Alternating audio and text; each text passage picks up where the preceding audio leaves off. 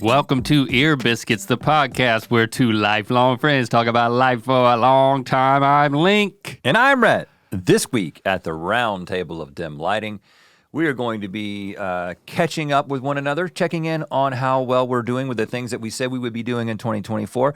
Yeah. And not just the things that we said we would be doing in 2024 just a couple of weeks ago. Yeah. I.e.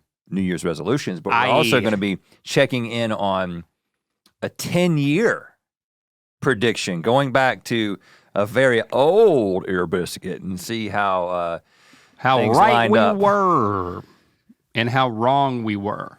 And are we prepared to then make predictions for another decade? Maybe. Based on a little bit that I saw. Maybe we'll get some confidence from our success. Okay. I don't know about that. Christy told me yesterday, she was like, you know what? We were like getting ready for bed. We're having our little pre-slumber chat. Pre-slumber chat. You know, getting in the bed. And she was like, I've noticed a new habit that you've developed. Okay. And this sounds like it could be a critique. It usually, when you start a conversation like that. My response was, oh, you notice that I am much more patient. That's not. I'm habitually more grateful. Mm. And yeah, she made that. And I was like, well, let me see if I can guess what it is. And I immediately thought, well, is it related to my New Year's resolution, of which I pretty much only made one, and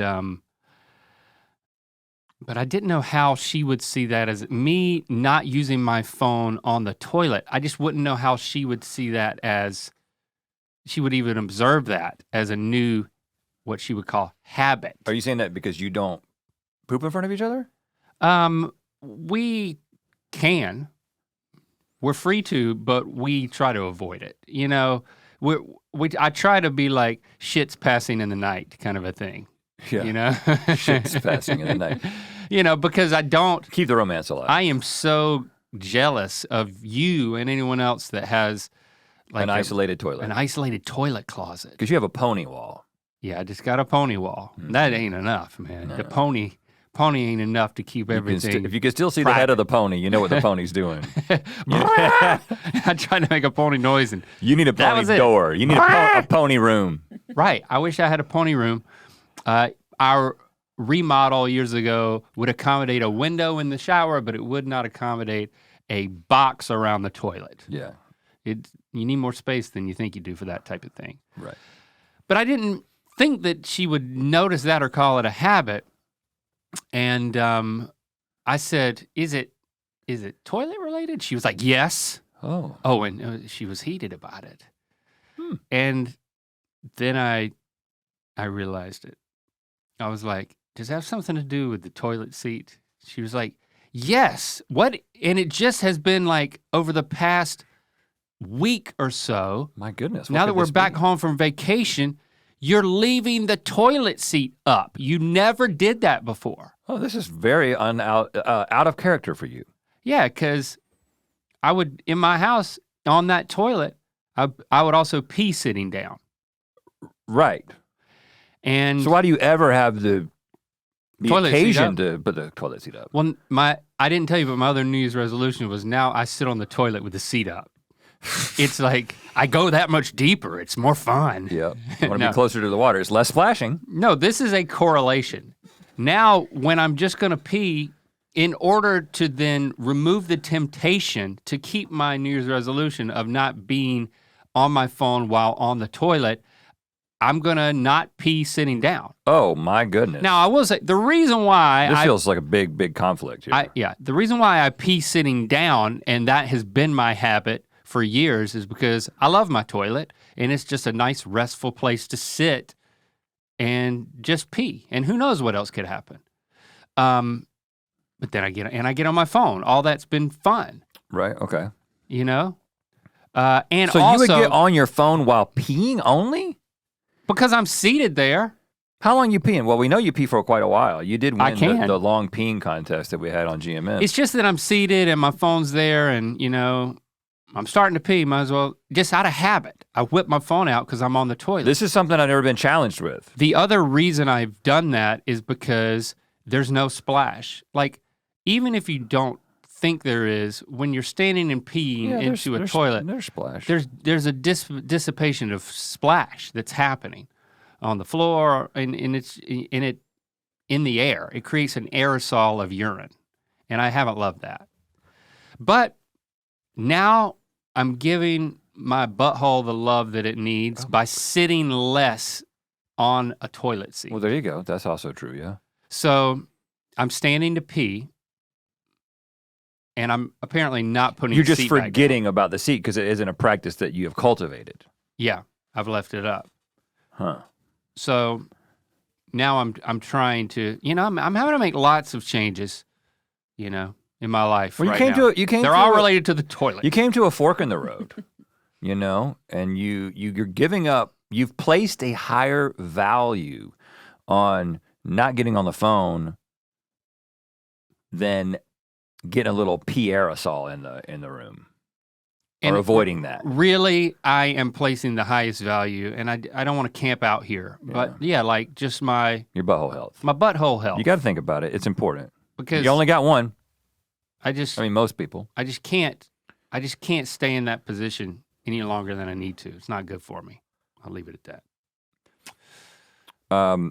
So what that means is that I've been trying my best to keep this one resolution, and I'm not, I don't know if I'm batting 1,000, or I might be batting about 300, which is good, right? I still whip out my phone occasionally. 30% of the time. I'm not whipping out my phone on the toilet. It might be 50-50. Maybe it's 60. Maybe I'm doing okay. Every time that I sit on the toilet, I am thinking about the decision I made. And it's a more active decision if I'm overriding it. So I feel good about that. And I think that my body's gonna thank me. And so it's also good to not be on the phone. But my wife's not thanking me yet, because I gotta learn to push that seat back down. You've got a very fancy toilet. I thought it did it automatically. That part started messing up within the first 2 months. I got it. When you walk, I have the fanciest toilet. When you walk up to it, it had a lid, like the lid. Right. You need that to open to do anything. Yeah. That would open on its own, and then that stopped working. That's interesting because I have a semi-fancy toilet, and that's the first thing that went on that too. Yep. And so I turned that off, so now my toilet is not watching me constantly and reporting it to, I don't know, Google. The TBI, the Toilet Bureau of Investigation. Yeah. Well, you're doing better than me. So I'm trying. I'm giving it my best. You're doing better than me because you're trying. You're not even trying to keep your phone from your bedside table?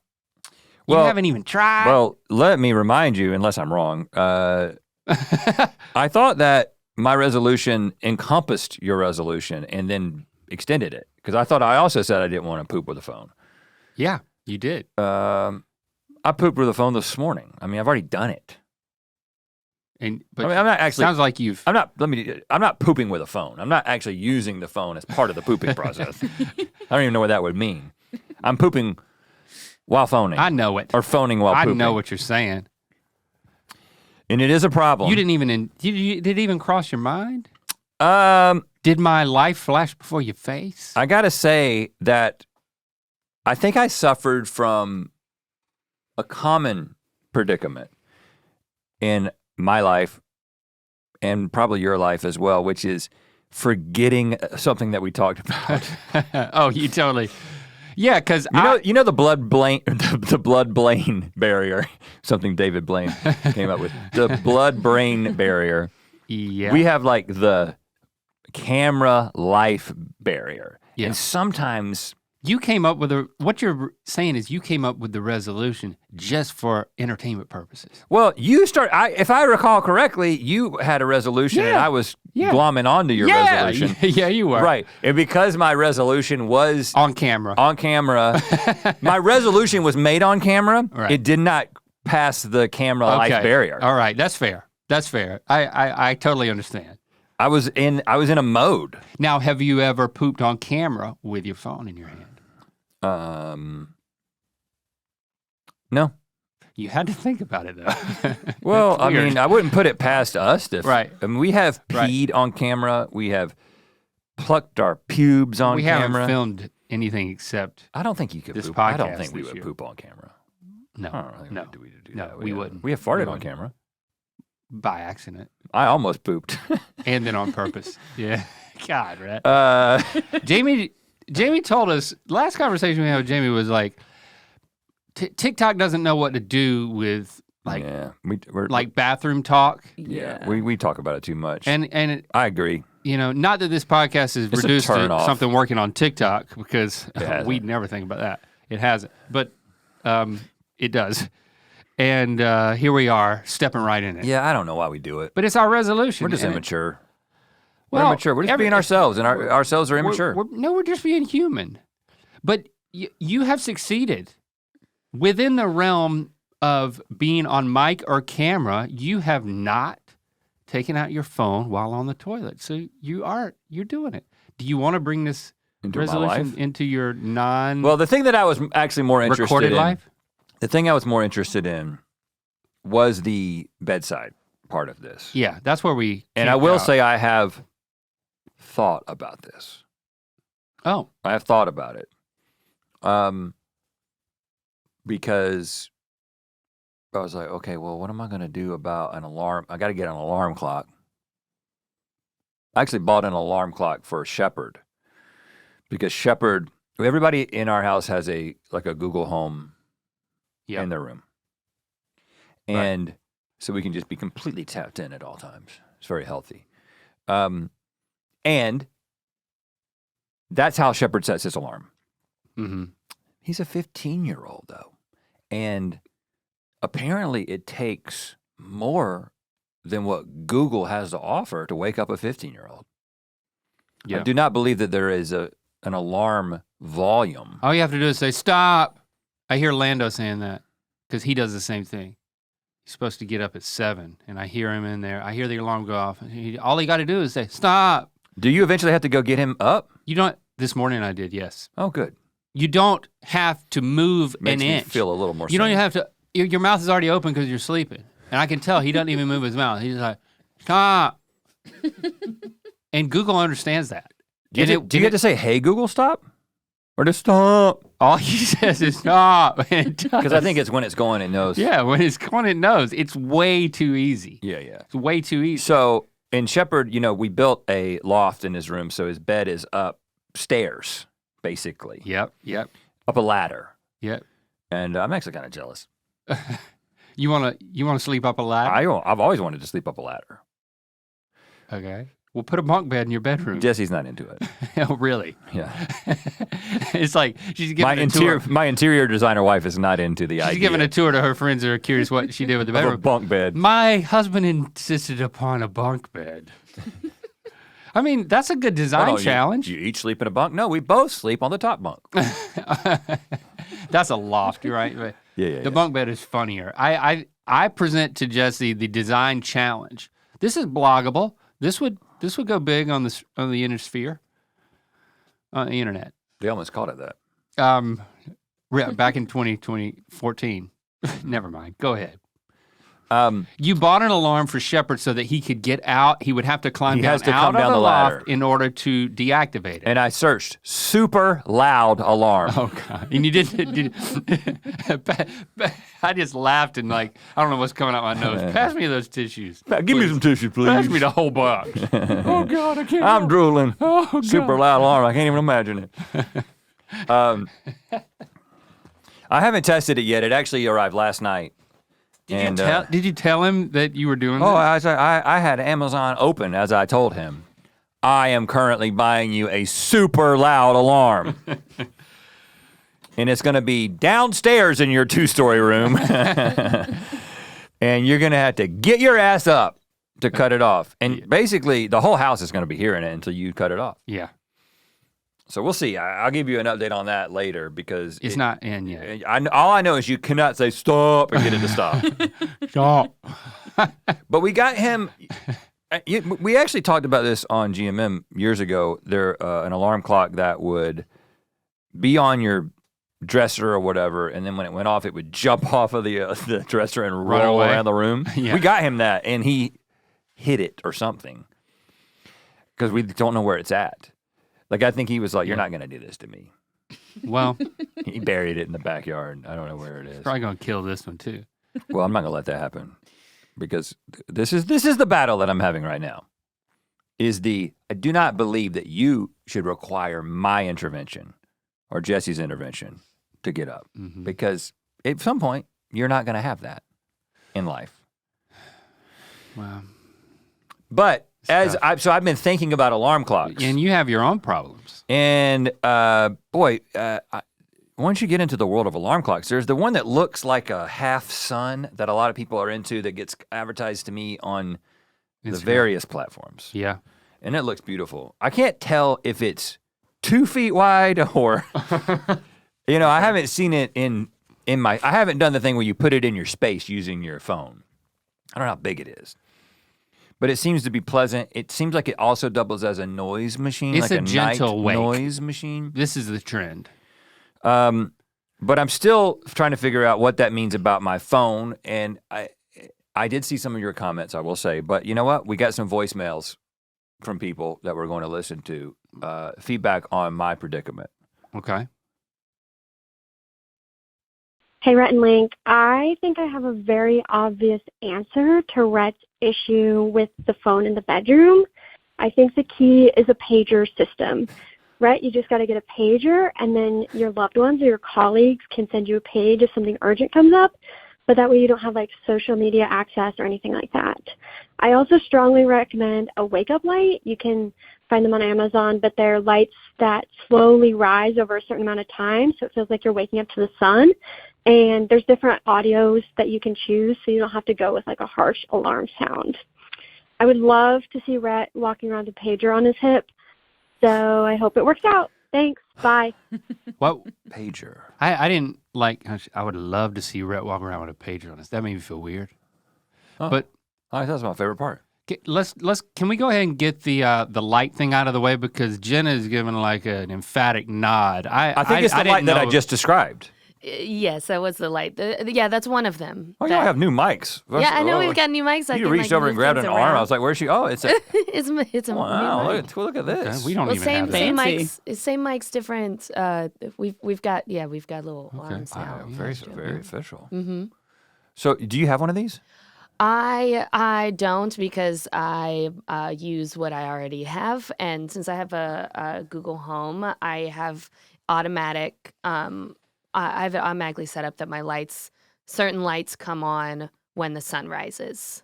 Okay. In my room. In your room. I could in my room, because like I don't have like where my room is, like the light. It's just kind of like it's not super bright. The sun doesn't shine in it. Okay. So you live in a cave. Yes, I do. Man, first of all, I was into I went really hard into the whole Google Home and all the lights and everything. When we installed them, and I have routines that are set up, but I haven't added anything, and I haven't played around. Like I've got lights on in each lamp on the sides of the bed that can be any color that a human can see. Sunrise. There you go. So I think Jesse might be into that. But the lights that they're talking about in the voicemail are. It like slowly simulates the sun rising. Yeah, like it's much more gradual. It's a gradual. Have you not seen the one that looks like the sun? That's cool. It's really pretty. Yeah, I would love one of those, but I already have stuff that can kind of do the same thing. Yeah. So it seemed like a waste of money to get that when I could just do other things. The one I see all the time is the Hatch Restore. Not a sponsor. I don't know if it's any good. I just see people talking about it. But what does it connect to Google Home? It connects to your phone. See, because if you go to the top, it's like oh, you got an app and you're doing all this stuff. It's only just $130, which is a lot to pay for an alarm, but. I'm over here begging for a bless you. Bless you. Damn. Are you okay? I was waiting. I thought you were gonna do a third one. I like to do it at the end instead of like for each. Anyway, I'm not. I haven't. I just haven't fixed it yet. And a pager. I love that idea. That's hilarious. You can still buy a pager? But I only need a pager at night. It's a night pager. I don't need a pager all the time. Yeah. You would keep it by your bed. It would just be a bedside pager. I would wear a belt to bed. Then it would be on the belt. Yeah, she would never see you wearing a pager. It would be a bedside pager. I think I can kill two birds with one stone because you remember that belt that I bought that had plastic balls on each side and the stomach? So you had to sleep on your back? Yeah. I don't know what I did with it. It broke. Shepard buried it with that. I need to get alarm clock. I need to get the back sleeping belt back, and I need to put a pager on it. Put a pager on it. You're like Oh sleeping no! You know what I'm Batman. gonna do? I'm gonna get a regular belt, and I just put a pager on my belly. Yes. And that way, I gotta get 3 pagers. Yep. Yep. There you go. So I give my mom 3 different numbers that she can call. It gives her a better chance of getting in touch with me. Mom, these are my 3 new pager numbers. Also, it keeps me from rolling over. Don't worry, I'm not gonna explain it. Well, can I have a pager? Can Jesse have a pager? And can your mom have a pager? Yeah, which hip you want? Left or right? Left. Link, left. Yeah. Mom, middle. Jesse on the right. I don't have a way to make that work. Okay. So that's my 3 pager system. And you can't roll over on those pagers. Look at that. I got to get big pagers though. Pagers are probably really tiny now, so I need an old pager. A big brick ass pager. Because you're not sleeping on your back, man. You keep adding things you need to do. Here's the thing. I tried the back sleeping thing. That belt broke, and then my back got better. I was doing it for my back. Okay. My back ended up getting better, and so I was like, maybe I don't need to do that. Okay, but somebody else gave another suggestion. Let's listen to that. Hey, Rhett Link. This is Christy. I was just listening to the podcast where Rhett is talking about not wanting to keep his cell phone in his bedroom anymore at night or in the morning, but still needing there to be a way someone could contact him in case of an emergency. And you're like asking what device that could be. And I totally get that. And I think the device that you need to get is a landline. And only us old people will know what a landline is anymore or will have ever used one. And Gen Z probably has no clue what I'm talking about. But yeah, I think you need to get a landline so that someone could still call you. And you might be looked at as a bit of an old guy, but you know what? You embrace that because you are old and I'm old. And there you go. I love the fact that love you. She thinks Love you too, Jesse Link. is Bye. so much younger than you that she doesn't know what a landline is. Right. Like the age difference would have to be like she was your daughter. I'm 2 years older. I thought she said Gen Z, but I could be wrong. Okay. All right. That makes more sense. I do call Jesse Gen Z sometimes. Jesse. Yeah, it's very close. I'm gonna start calling Jesse Gen Z.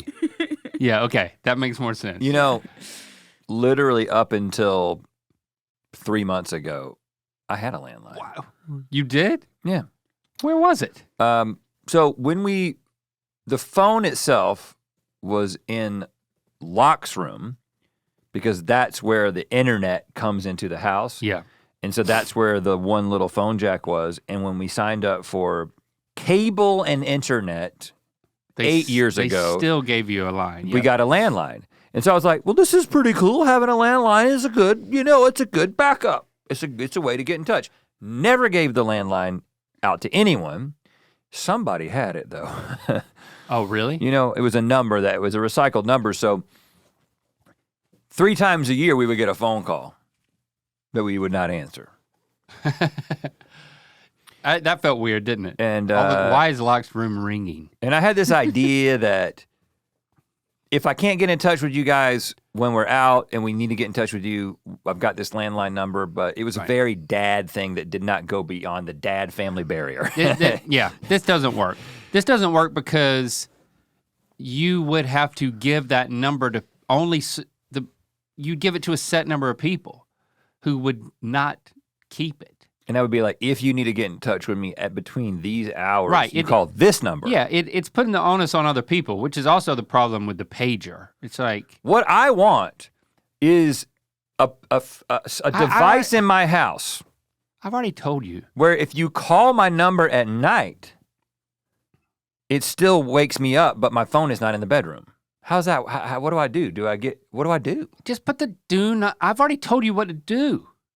Put your do not disturb on, that the functionality exists for people to break through if they call 3 times or whatever, if they're on a certain list. And But the phone is still there. Put it on the other side of the room. The phone is still present in the room. But it's not by your bed. But the Wi-Fi is giving me cancer. But that's all you need to do, man. We've sat here and we've talked about this so much, and we're back at the exact same place. Yeah. I'm so embarrassed for us. Yeah, we don't make progress. It's frustrating to watch. Right. Well, like, we're not even 3 weeks into the new year. And it's even less than that when we're actually recording this. But I feel like I'm doing okay. But you're doing okay. I've been reading. But you're doing okay because you haven't started. Now you can start. I haven't been on my phone in the bed very much. I'll say that. Put your phone and the charger at over there, across. On Jesse's side. Listen. Sure. And listen, you're doing this to Shepard. Yeah. You need to do this to yourself, man. I just got to get the alarm clock. You know what? One day Shepard's not going to be there to have nothing to do with this problem like he currently doesn't. Yeah, what am I and gonna you're do going to with have this? to. And I'm going to be sleeping in his bunk bed. You're going to have to. Yeah, right. You're going to be. I'll be sneaking out every night after me and Jesse go to bed, and I'll be in the bunk bed when we wake up. It's just funner up here. I feel so high. Yeah, okay, I'll figure it out. Don't worry about me. I just figured it out for you. I did all the work. We have another voicemail. Last year. We have another voicemail. Hey, this is Adler from 10 Years in the Future. I just listened to the Time Capsule episode from 2014, and I found in my calendar to listen to this old Ear Biscuits, so I did. And I'd say the funniest thing I found listening to it 10 years later is hearing Rhett say that he didn't take people on a Google Meet or a Zoom link type of meeting. He didn't take them seriously because they were on a screen. And now that's all we do. So, pretty funny. Yeah. I still don't take them seriously. Even yourself. Yeah, so many of you reached out at the beginning of the year letting us know, I don't know, I've got this reminder on my phone telling me to listen to this old Ear Biscuit. I love the fact that this happened. And they didn't know why. Right, because we didn't figure it out. Because when we told you to make a reminder, it didn't come with an explanation. But many of you did figure out it was asking you to listen to an episode from 10 years ago in which we tried to create a moment in time, a time capsule of the way things were, and then there were some predictions that we made about the way things would be in 2024. Before we get into those, I just want to take a second to acknowledge something pretty awesome. We put the first Good Mythical Evening, which is, back from 2021, when, the R-rated, completely unhinged, we didn't know what to predict because it was the first time we had ever done it. And it was wild. And if you weren't there for it, you didn't get to see it if you didn't rent it for the next few days. Well, now we've put it on the Mythical Society where it's going to live permanently for streaming. If you are a second or third degree member of the Mythical Society, you can watch the first Good Mythical Evening at your leisure whenever you want to. And if you're third degree, you can also watch the after show. So I'm not going to rewatch it because Just for your own sake. Just for my own sake. It was a bit extra.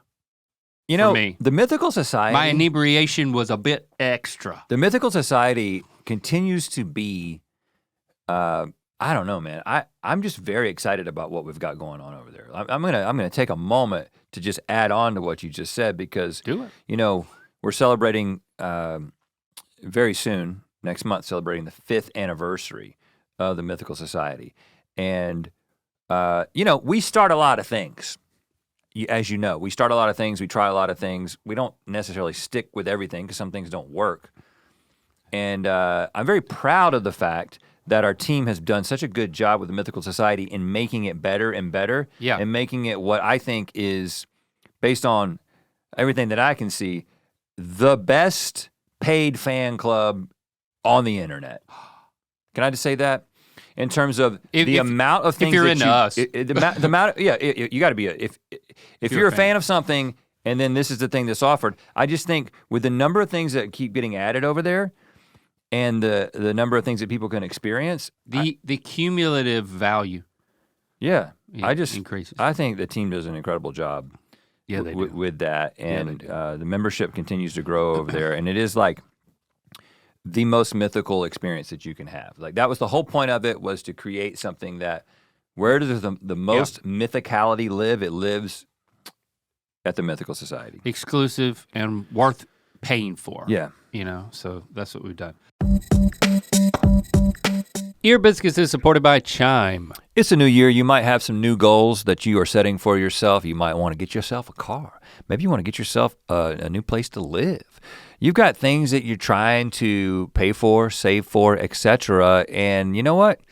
One of the key ingredients in that is having a good credit score, having some credit built up to be able to do those things. No matter how you're starting off the year, when you use the secured Chime Credit Builder Visa credit card, you can build your credit scores with on-time payments for everyday purchases. There are no annual fees, interest, or credit check to apply, and by the way, you get a checking account too. With Chime, you can get paid up to 2 days early with a qualifying direct deposit. And when you set up that direct deposit, you can sign up for Spot Me, and Chime will spot you up to your limit when you make a credit card purchase or cash withdrawal that exceeds your balance. Not to mention access to 60,000 plus fee-free ATMs. That's more than the top 3 national banks combined. Start building your credit. Open a Chime checking account with at least a $200 qualifying direct deposit to get started. Get started at chime.com/ear. That's chime.com/ear. The Chime Credit Builder Visa credit card is issued by the Bancorp Bank, N.A. or Stride Bank, N.A., members FDIC. Out-of-network ATM withdrawal and over-the-counter advance fees may apply. Call 1-844-244-6363 for details.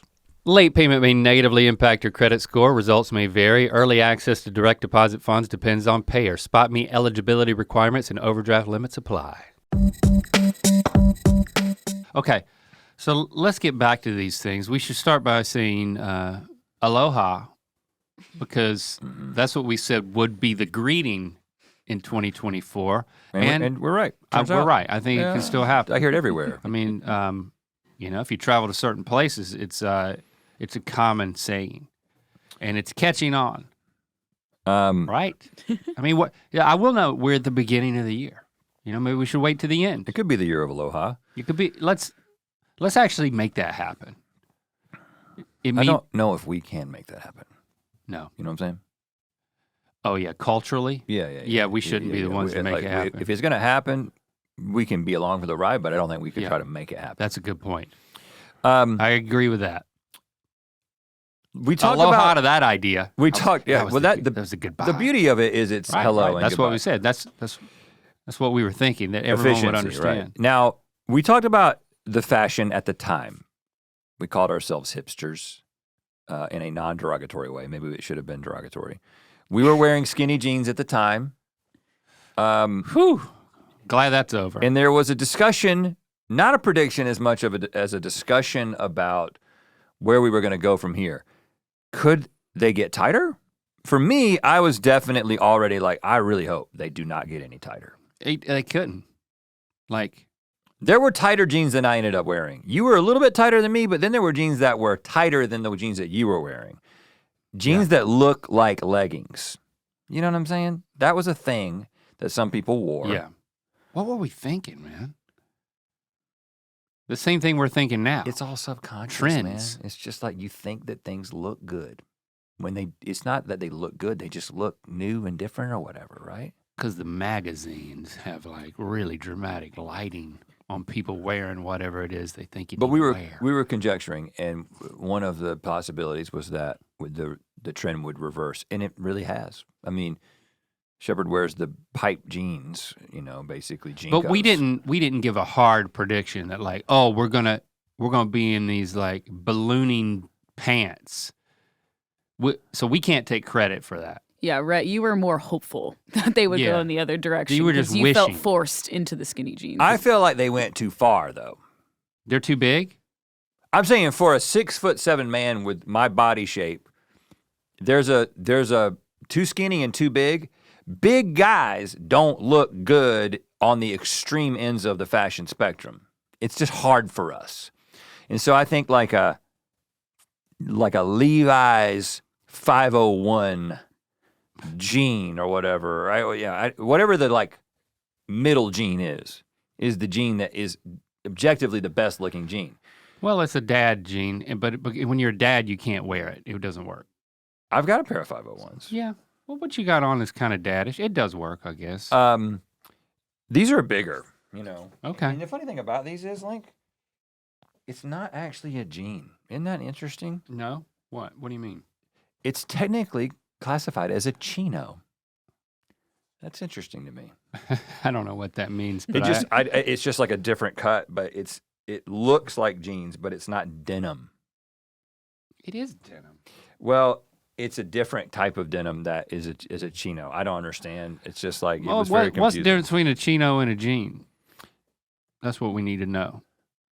If we're going to get to the next 10 years, that's what we need to know. Look, see this thing? Look, it's more like It's more pants. it's more Yeah. pantsy. Yeah, it says chinos are made from chino cloth, which is similar to denim, but Different. denim is classically a heavier fiber, where Yeah. chino cloth is lighter weight. You see, it's very thin. Okay. It's very thin. Yeah, It's a yeah, chino. yeah. Okay. But they're bigger. If I had to choose between these and what we had in 2014, definitely these. Because these are much more comfortable. I mean, the pandemic had like a huge accelerant on this change. But I would have thought that 10 years is plenty of time to balloon pants this big. I don't know what the cycle is. Because it will start getting small again.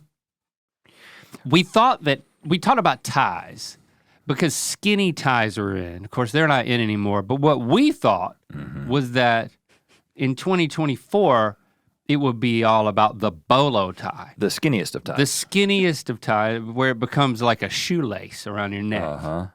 And we were wrong about that. And we just have to come out and say, we were wrong. were wrong I hate bolos. about bolo ties, and we are Sorry? sorry. I'm not sorry. We're sorry that we got I don't anyone think excited. anyone was hurt.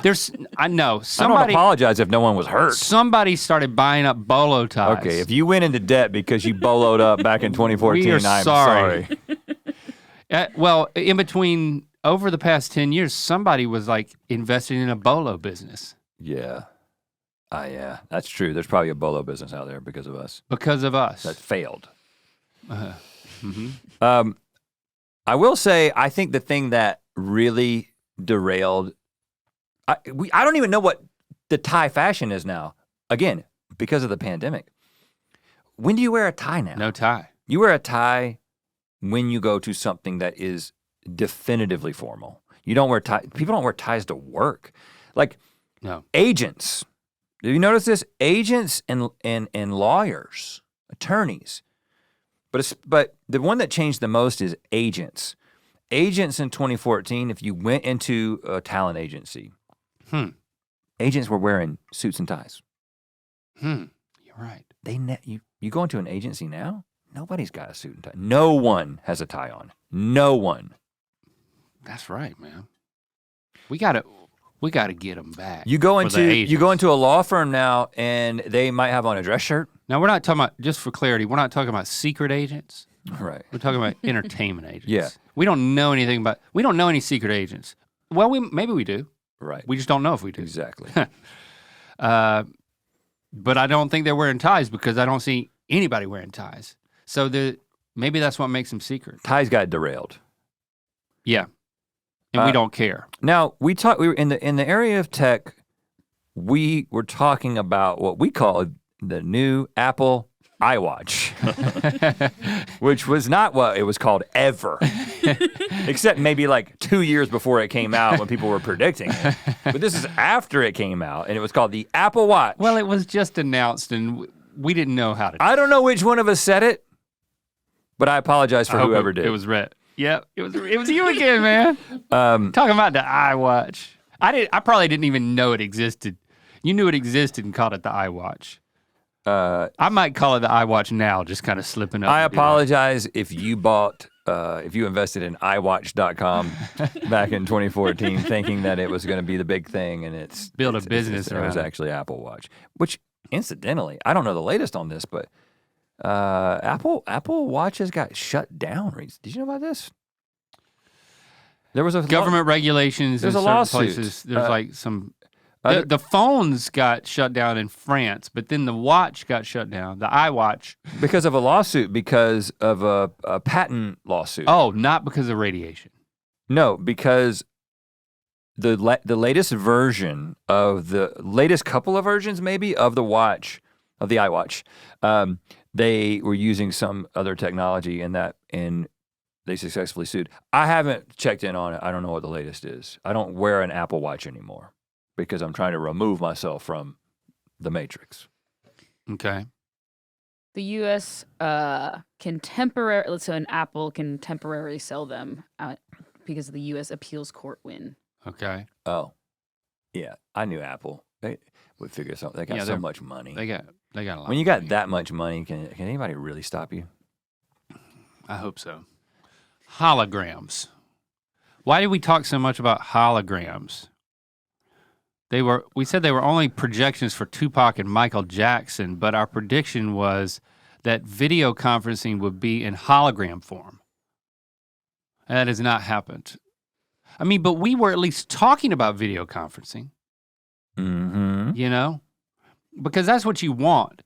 That's what we thought we wanted, because you disrespected video conferencing so much that you were like, the only way that it will catch on is if they feel like they're sitting in the room like the Jedi Council.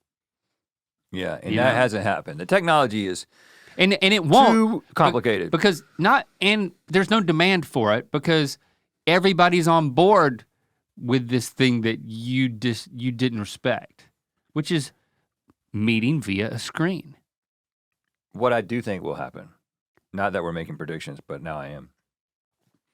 The thing that is much more likely to happen than an actual hologram is an augmented reality version of the person you're talking to on some sort of device that you're looking through.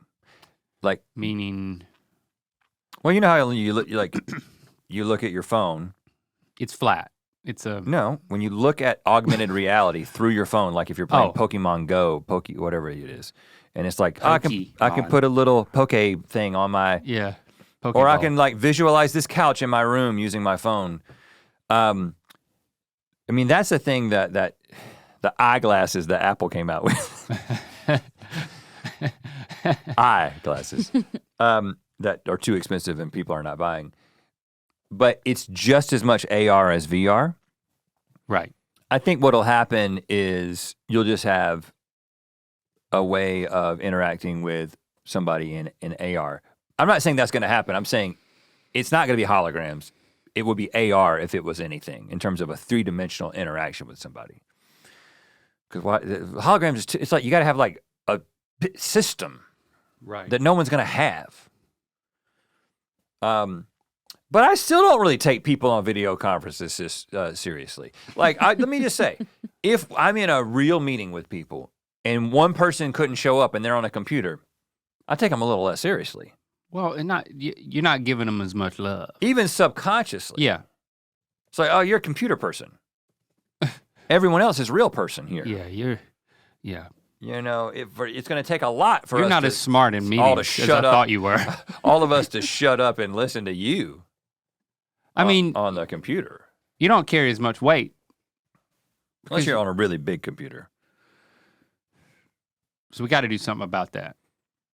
Because it's hybrid now. So there is a competition. some people in the room. Yeah. Happens a lot here now. So many meetings are hybrid A meetings. lot of people in the room, and yep, there's the person on the screen talking. Yeah. Blah, blah. We were talking about self-driving cars, and how people didn't trust it, and it's like, it's the same. Nothing's changed. This is one of the remarkable things, right? Because I think I talked about the fact that we would have moved forward in the conversation by now, right? Jamie, is that what I said? Yeah. There's no progress. It doesn't. I mean, technology and progress, but like, well, you got people like Elon who, you can go back and see what he has said every single year, and he always talks about how it'll happen next year. It'll be fully automated. It'll be great, whatever, and it never happens. yeah. And as you know, and as you have shamed me into admitting, I drive a Tesla, and I have done the fully automated driving a number of times, and at least 10 times I've thought that I'm going to die. Like it makes so many dumb decisions at crucial points where I have to like grab it back from itself. So I just think that I do think it'll eventually happen, but I am stunned at how little progress has been made in 10 years and how the distrust that I would have like looked down upon. You now act upon. I now am part of. I'm like, well, I listen. I think I do a better job than this thing. I shouldn't. A machine should be better at it, but they're not yet. We predicted that presidents will be digital. We couldn't have meant that. But I think maybe we meant that, like, we talked about dead relatives being digitized, being uploaded to hard drives. Well, we didn't talk about AI. I mean, we should have talked about AI. We didn't know anything about it. We didn't know anything about it, and look at it now. It is the main thing. It is such a huge, like, earth-shaking watershed development, and it's happening so quickly that I never want to talk about it on a recording that comes out a week later because it's already irrelevant. Old and out of It's touch. that things are moving that quickly, you know? But we have to talk about the thing that I showed you the other night.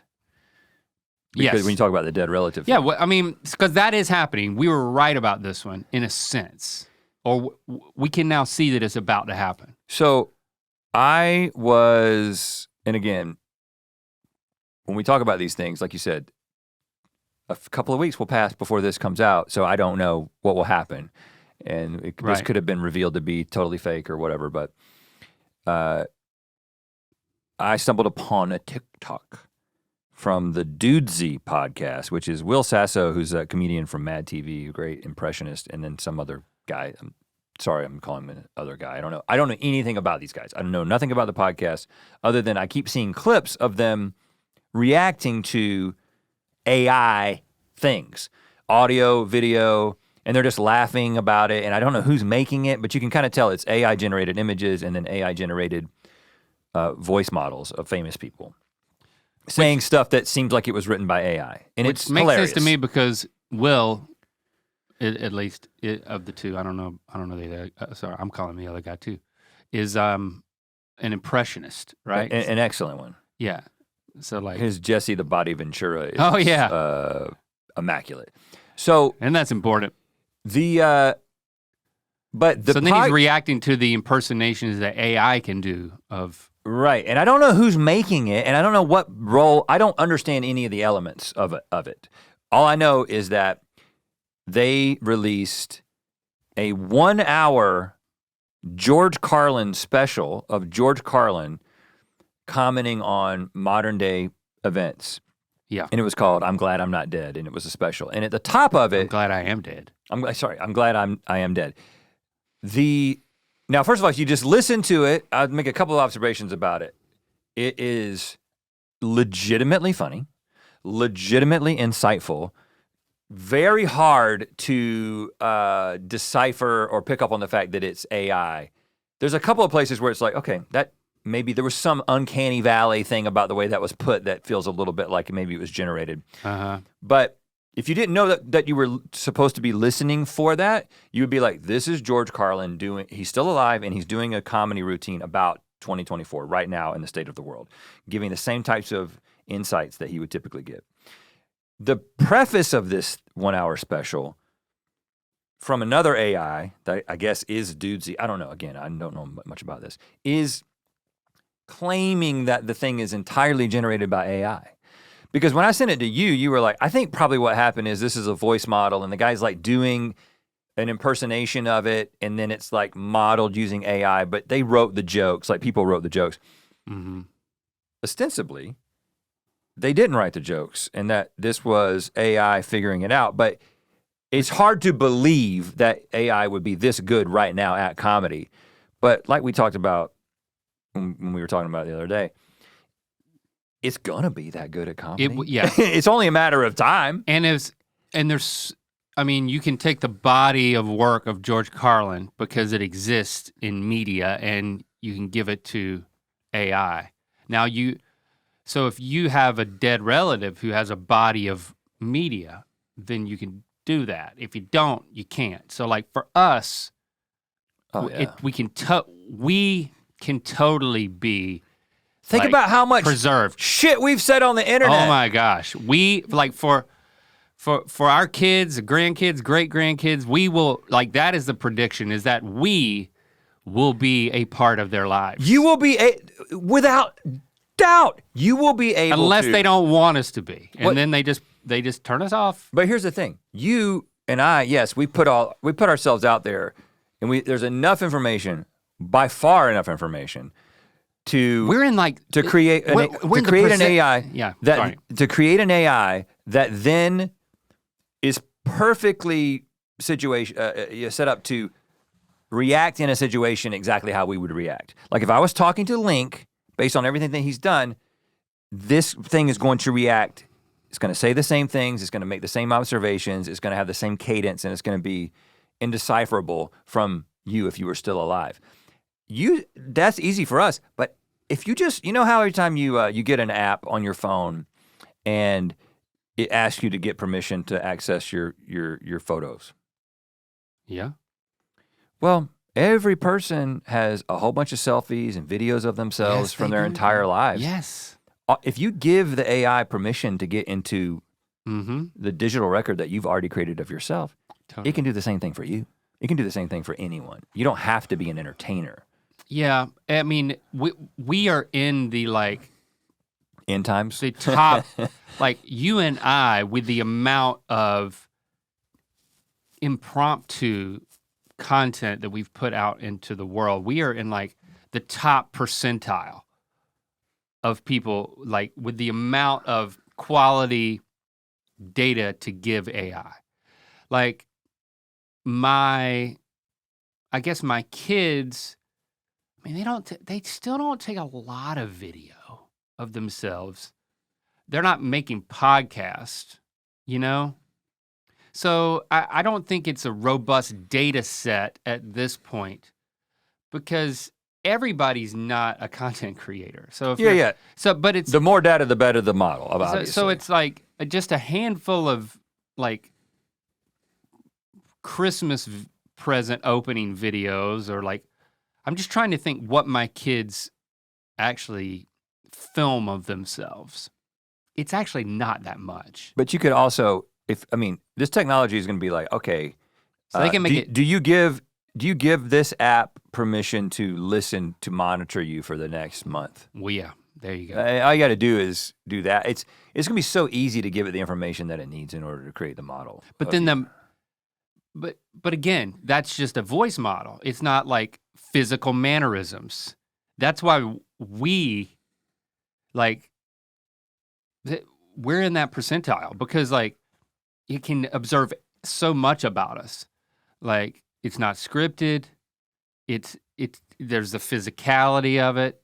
Like, you know, it's the George Carlin thing did not have any video. That's kind of a point I'm making. It didn't have video of Carlin, but it had video. But it could have like because Dolly, there's plenty of video. It looked like Dolly generated images and some video where like the mouth would move. But it wasn't not George him. Carlin. It was complementary visuals that you had something to look at for the hour.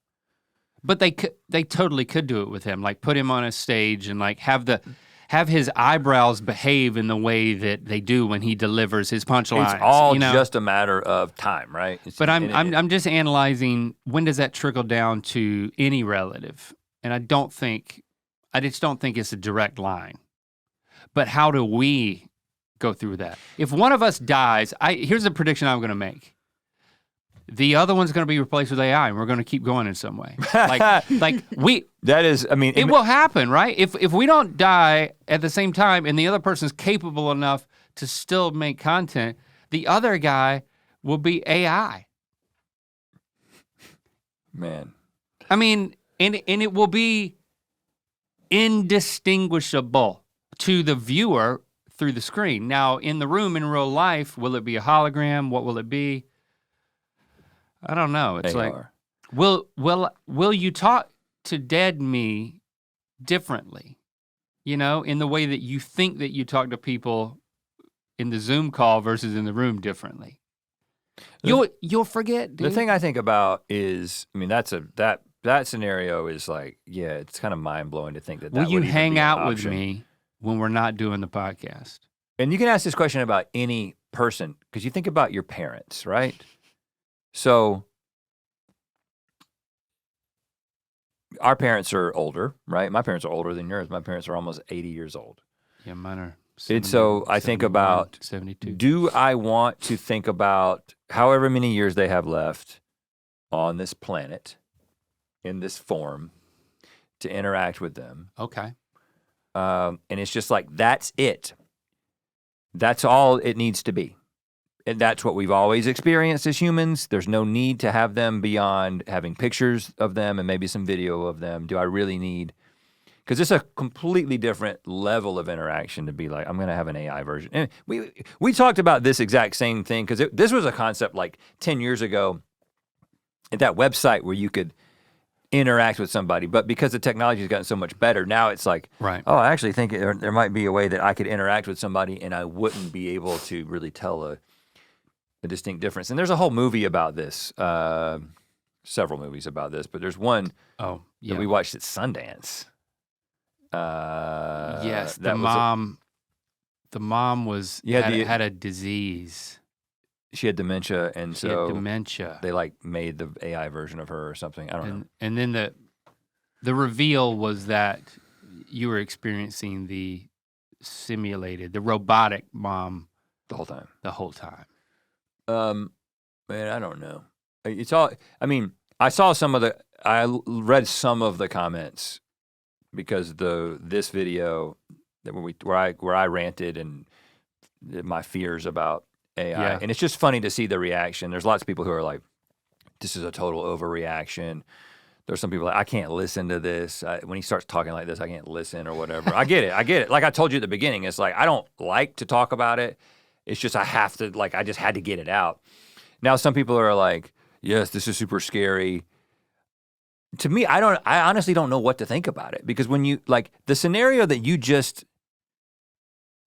envisioned of the realistic option within, we're probably talking months rather than years, of us having the ability to replace one of us with an AI version.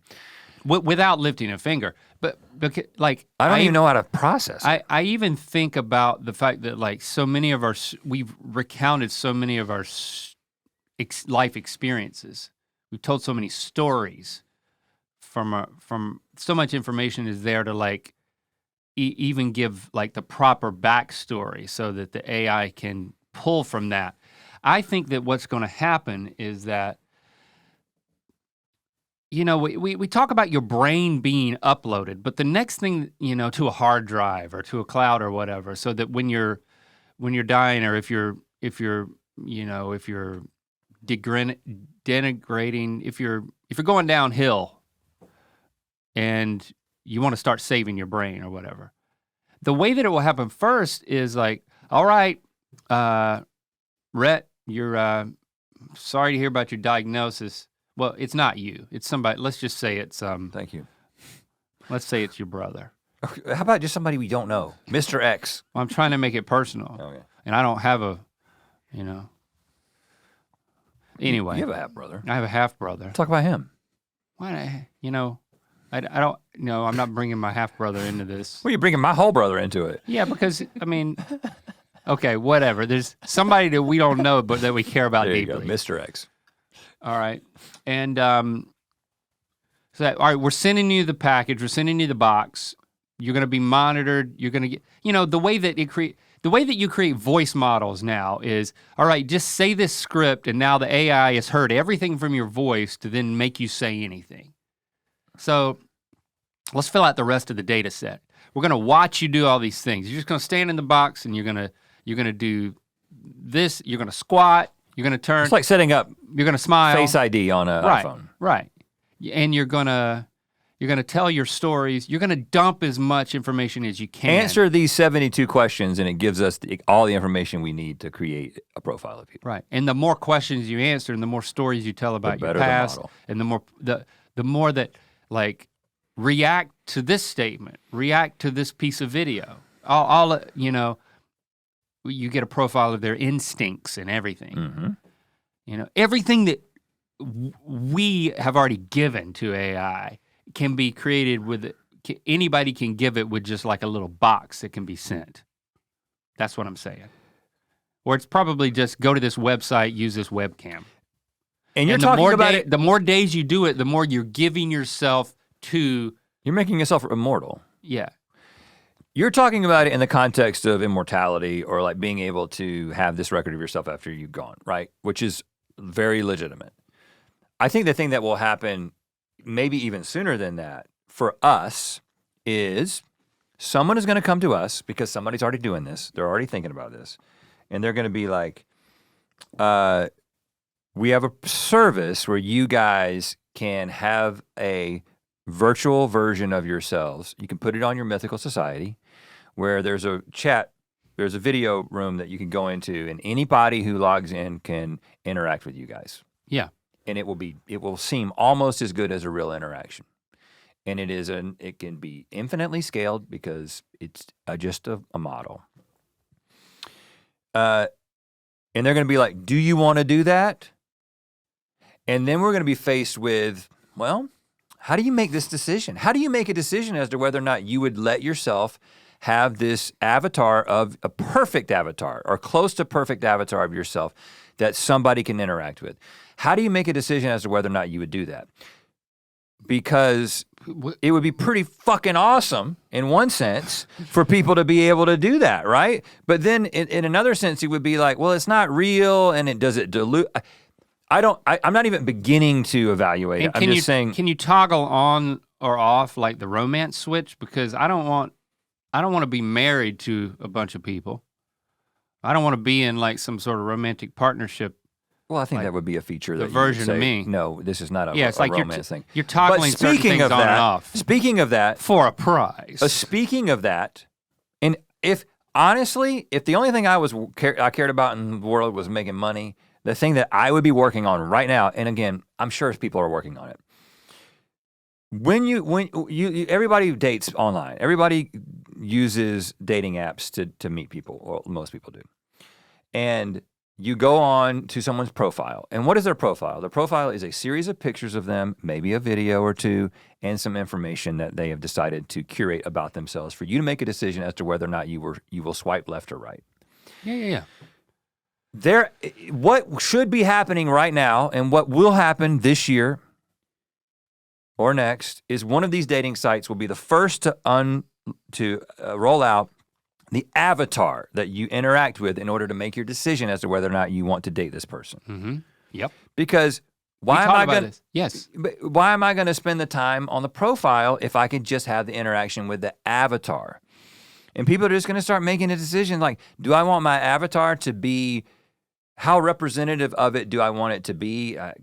Is it going to be more fun to be with my avatar because I held some stuff back or whatever? Like there's a lot of ethical questions to ask about this. Should you even do that? Do you want to opt into this thing? But if it can make you, first of all, if somebody can make money off of it, it will happen. Right. That's the first thing. If somebody's willing to pay for it because they think that it's valuable, like, well, I want to date more people. I'd like this to be a more efficient process. If it makes it a more efficient process, if there's value in it, people will pay for it. So what will happen is then be like, okay, well, I'm gonna date her avatar. I'm gonna talk to her avatar a few times to see if I hit it off with her avatar, and before I decide to waste her time and mine to like actually date her. And then I'm like, you know what? I'm just gonna let my avatar date her avatar, and then just spit out. I'll check in on them and see how much fun they're having. Yeah, this is probably a Black Mirror episode. I haven't seen all of them, right. but I'm sure it is. And then it's not gonna be just for dating. It's gonna be well, the app's gonna tell you how your avatar has interacted and whether or not you're a match. And then in the meantime, you're dating someone else in the real world, and you're deciding, like, am I gonna switch over to date the real person associated with this avatar that my avatar is dating? And is there a window of time that you have to, there'll be apps where it's like, well, you have to agree, if your avatars are dating, you can't date anybody in the real world. You gotta like have a window of time when you're open to it. But because it's all just based on work. computer power, literally all you have to do is if you enter yourself into this cohort of people who are all there. They would all date each other. The computer runs a simulation of everyone dating everyone and then immediately spits out what your best matches are. Yeah, but then your best match is somebody else's best match is somebody else's best match, and nobody matches up, and that's what we learn. Well, I'd no, but then people have to make a decision. Like, they're like, because that's not how relationships work. Your avatar is an A+ match with the following 12 people. And then people are like, well, do I agree with my avatar? Do I agree with what this computer decided I should think about this person?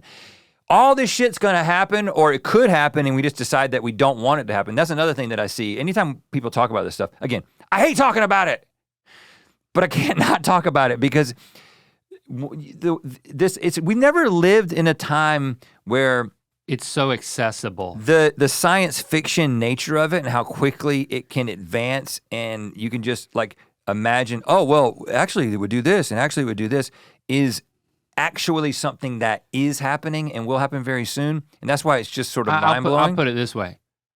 I think that my mom will understand AI in 3 years. And I'm not saying something bad about my mom. It's just like, it's gonna penetrate society to the point that like your parents, your grandparents are going to just use it. They're just gonna use it and understand it because it's gonna be so much easier than like when GUI was invented, when Microsoft Windows came out, and then all of a sudden now so many more people can use computers, it's so much more accessible than that, the way that it's gonna work. The way that my mom can use her phone and has adapted to that is because it's gotten so easy. Like, yeah, my mom is listening to this conversation. The interface. 2 years ago, my mom could not listen to Ear Biscuits. Like as much as I tried, it just didn't work. And now here she is listening to it. Hi, Mom. And would you want your mom to, if you didn't have time, again, it seems cold to even ask this question. If you didn't have time to talk to your mom, but there was an avatar, and your mom, and you found out that your mom, like when you were home. That's what my mom already does. When I go home, she's like, she's been hanging out with you anyway. I feel so close to you because I see you every day because there's something exactly. New from it's you every already day. happening. Now that other guy's always there. Yeah, I don't have to be there. Right. You know what I'm saying? If it's the avatar, and if it's not something that and it works emotionally, if it's not something for everybody, but it's something just for you, you can hang out with your son every single day. You can have tea with your son. Yeah, and I can hang out with my mom, and she's dead. You're saying don't manifest that, man. I don't believe in manifestation. I don't think. I don't either. I was just saying, yeah, one day when she's dead, if I send her the package, I gotta get all her information. So she can be chilling in the living room. There's so much money in this, is the one thing that I'm thinking. Like when somebody figures it out and they're like, you can send, in a way that you can like get. Ancestor.com. You can get 23. Jizz in their pants You right get now. 23andMe. It's Ancestry, by the way, right? But Ancestor is probably, so you give the gift of 23andMe to family members, right? And sometimes you regret that when you find out it's not your dad. But This is gonna, in the next 10 years, right? First of all, if we don't destroy ourselves, yes, you will be able to buy this package that you can send to your relative, and then they can do this thing or whatever, Right. and then it's just like they will be here with you forever. And because people want the comfort of the interaction with the dead relative more than they're willing to explore the ethical complications, they're going to buy it. Yeah, it's going to be and irresistible. There's going to be so much money in it. It's going to be irresistible. Now, so we've sat here and we've talked about, go ahead and set your reminder for 10 years from now, 2034. Hey Siri, remind me to listen to Ear Biscuits in January 2024. Okay, my phone is now trying to respond. My computer did. I think there's another way to say this. Because what date does this come out? January 22nd. Okay. Hey Siri, remind me in January 2034 to listen to the Ear Biscuits episode from January 22nd, 2024. Okay, I added then for January 1st, 2034. Okay. Okay, well, you added it to mine too. It thinks you're me, you know. Everyone listening is going to. Yeah, there we go. So we'll see in another 10 years, y'all. And we didn't even mean to do this, but we started, basically we're making, the prediction that we're making is that It's just about AI. it's just some of the, That's the point. These AI things are just going to be, Nothing else matters. life will be defined by it. Life will be defined by it. Or we will just collectively, I'm not saying we do have willpower. We have the ability to be like, we don't want life to be defined by it. We don't have that much willpower. But you have less collectively. power than you realize because money is involved.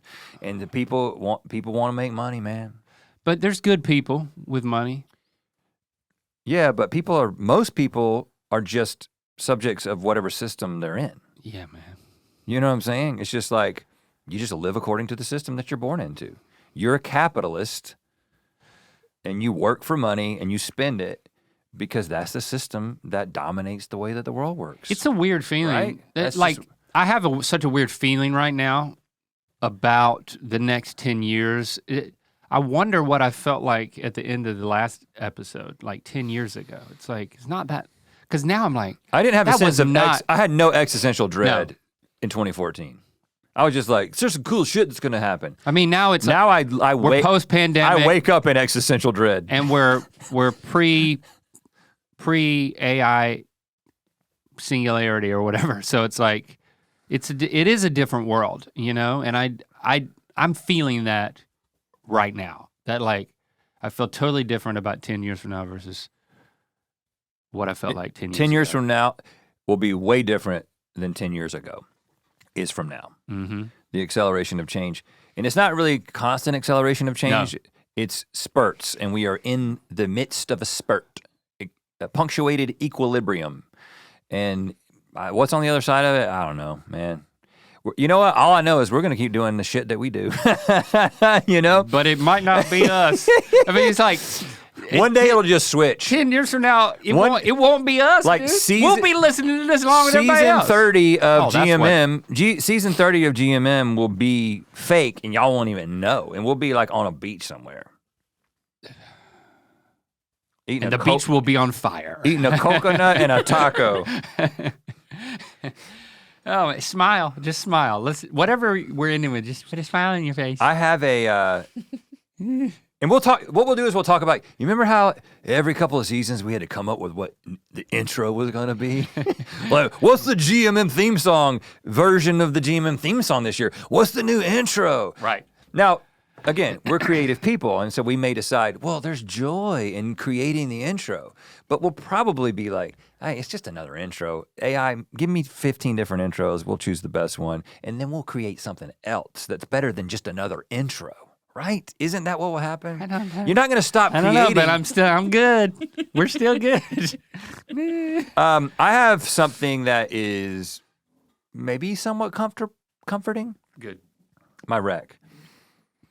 I have found a meditative dub-inspired jazz duo from Copenhagen. Your search is over. Is over. And I've also think what I found is in 2024 my favorite genre of music now. Say it again. Meditative dub-inspired jazz From Copenhagen. from like Scandinavia area. And I don't really know what dub-inspired is, but it wasn't what I thought that would be. It's not, has nothing to do with like dubstep. It's just really ethereal music that makes you feel good and is super contemplative. So the band that I found is Brimmer / McCoy. Two guys, Brimmer and McCoy, who've been making music for about 10 years. And every single song is pleasant and good. Instrumental? And all instrumental. And you can put on like Brimmer McCoy radio and it'll just send you into that world of people like these guys who make this type of music, and you can listen for hours and hours and hours, and it's very pleasant. But what I will tell you to do is just bring up their most recent album, Natten, Nattn, which sounds like it might mean nothing in whatever language that is, Dutch, I guess. But sit down in a quiet room, pour yourself a little mug of tea or coffee or whatever relaxes you, and just don't think about anything. Don't try to do anything. Just listen to that album. Just sit down in a comfortable place and listen to Natten. Until your son's alarm clock goes off 6 feet deep in the backyard. Don't let the existential dread that is enclosing on every wall around me currently affect you. Just listen to Natten and remember that at the heart of it all, you're still just a human. You're just a meat bag. Maybe you want to send us a voicemail that like makes us all feel good, and we'll play it. You know, we need to make up for what we've done here. Leave us a voicemail, 1-888-EARPOD1. And can I make a quick promise? Let's hold ourselves back from talking about this again for a while. Okay, check. I understand that I'm that guy that many of you don't like because I am that guy. It's hard for you, I know. That at the party or it. in your friend group is like, guys, this is the shit you need to be thinking about. And you don't want to think about it. I don't want to think about it either. And so I'm going to say, I'll keep thinking about it, but I'm not going to keep talking about it until something else really significant happens. How about that? Nope.